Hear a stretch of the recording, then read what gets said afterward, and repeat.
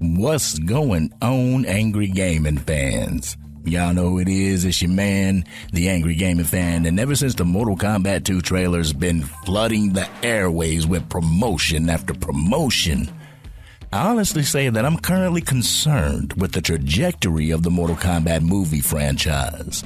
So let's go ahead and get into that during this video. So if you like Mortal Kombat, if you like Madden, college football, make sure that you hit that subscribe button and choose your destiny.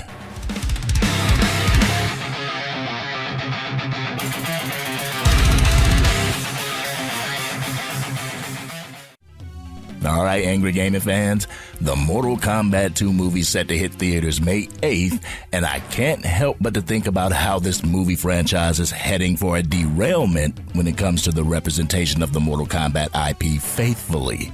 It may seem like I'm gonna be bashing this movie, but that is far from the case. You know, I was entertained by the Mortal Kombat movie for 2021, but when I put my Mortal Kombat fan hat on, there was a lot wrong with that movie, and I pray that it doesn't continue for the Mortal Kombat 2 movie.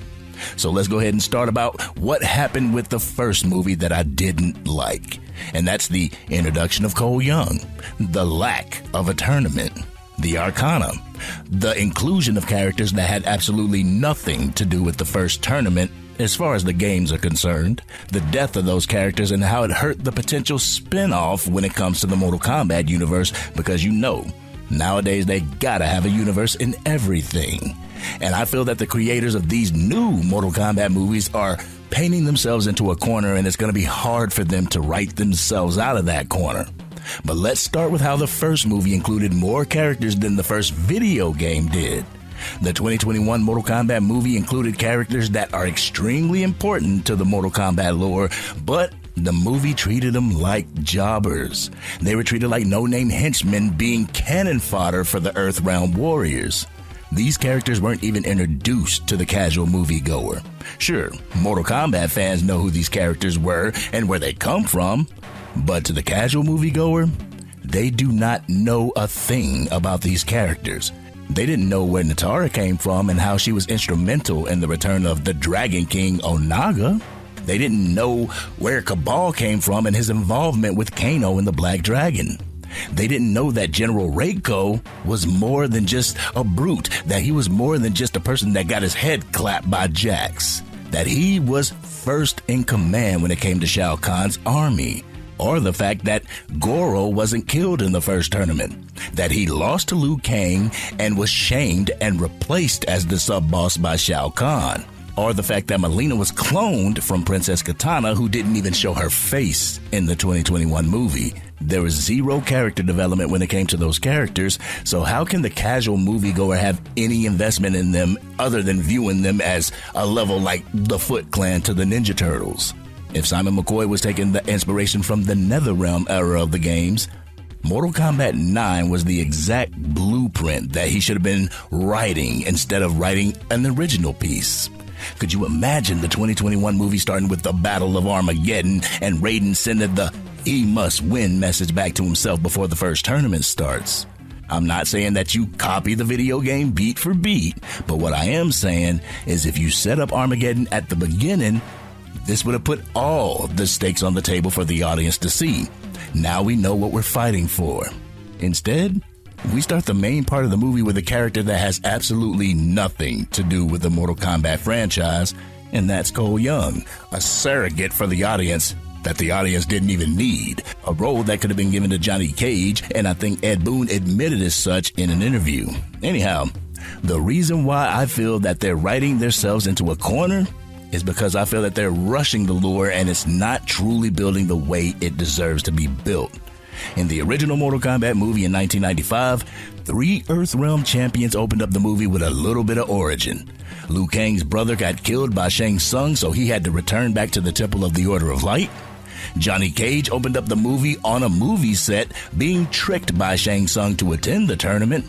Sonya Blade was introduced by hunting Kano, with Kano jumping on the ship, leading to Shang Tsung's island. Then they all formed together on the boat to Shang Tsung's island. In 2021, Cole Young gets a little bit of character development, while Jax doesn't, Sonya doesn't, Kano doesn't, Reptile doesn't, and so on. At least in the 1995 movie, Reptile was treated like a hidden character, just like he was introduced in the franchise. But the way they wrote the first movie, the 2021 movie, saw Shang Tsung hunting Earthrealm champions before the tournament even started.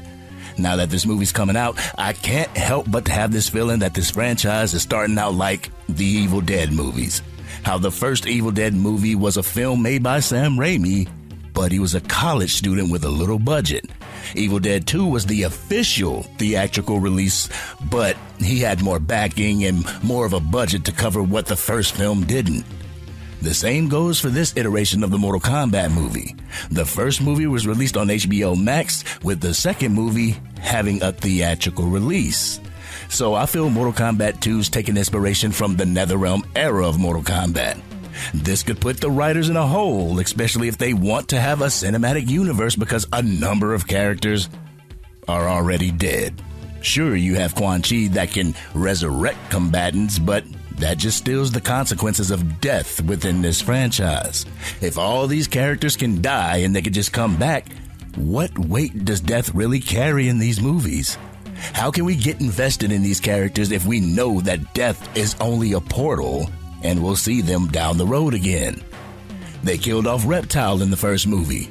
Sure, you could say that he was a member of the Saurian race, but Syzoth has been coined as the original Reptile from the game. They called him that in the most recent game, Mortal Kombat 1.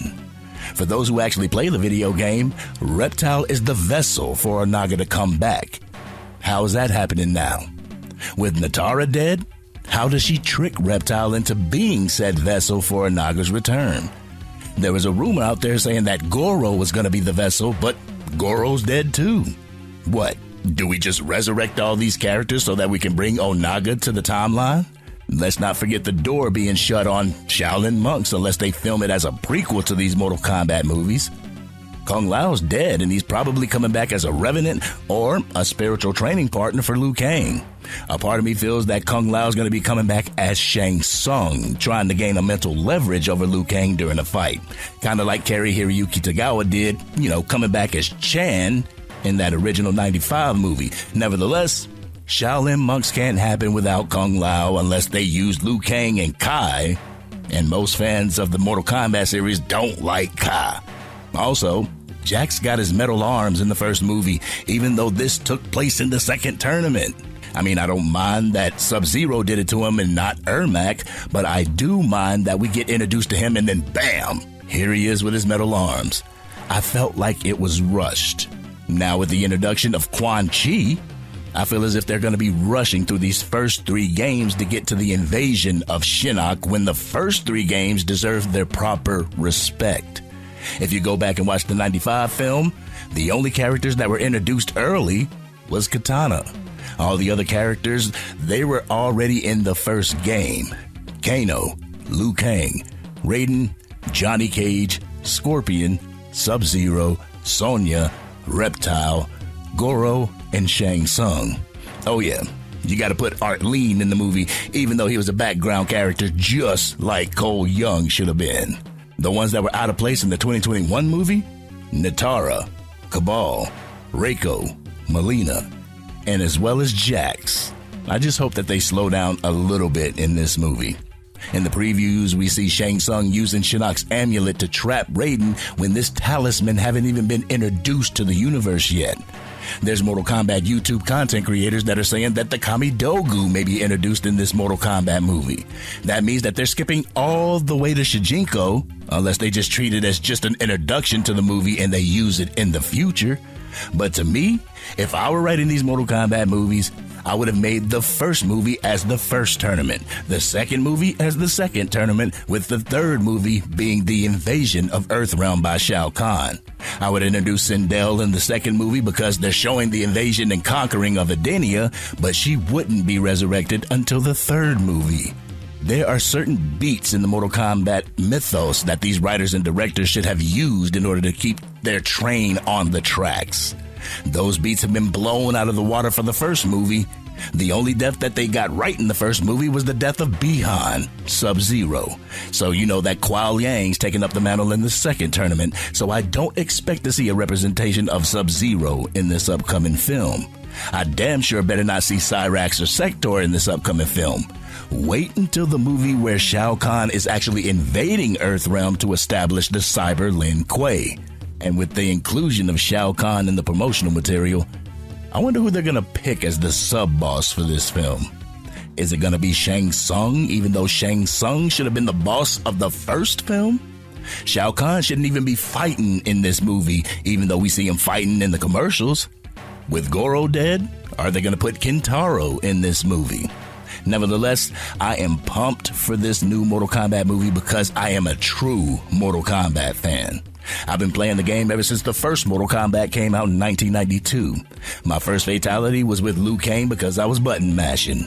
My main in the first game was Liu Kang. The second game, my main was Raiden. The third game was Cabal. The fourth game was Scorpion, and so on. So I hope that Simon McQuaid slows these movies down to flesh out the character development for each and every character that they deserve. I hope they stop treating them as one-off villains because each villain has lore to explore that should flesh out their entire cinematic universe. And with this movie hitting theaters, you can bet your bottom dollar that I'm going to be there day one and I'll come back to give my spoiler-free review and then my spoiler-filled review after the movie opens opening weekend. If this is what you're into, make sure you hit that subscribe button, enjoy the Angry Gaming Fan family, and drop a like on this video if you enjoyed the content. I treat this property with the utmost respect. I mean, hey, it was a part of my childhood and it continues to be a part of my life to this day. I just hope that the writers and Simon McQuaid, they actually have that same passion for the property that Mortal Kombat fans have, but they also have to remember, it's not just Mortal Kombat fans that you're making this film for. Don't just make it as a love letter to the Mortal Kombat fans, because if you do that, it's not going to be as impactful and as profitable as you want it to be. But this has been your man, the Angry Gaming Fan, and I'm out.